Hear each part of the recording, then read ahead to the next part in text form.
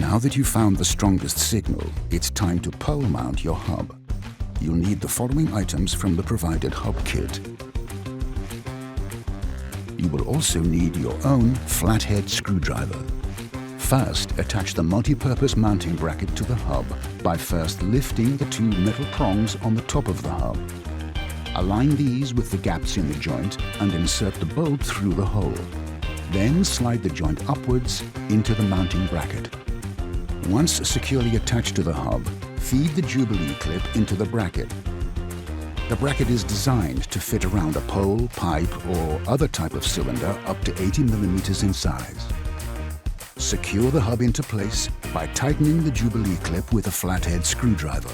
Once in place, feed the cable inside through an open window. You'll still be able to fully close the window even with the cable in place, and it won't cause drafts or affect the seals. You're now ready to boot up your Eero device, which you will need to connect to Wi-Fi. Download the Eero app and follow the instructions to easily get connected.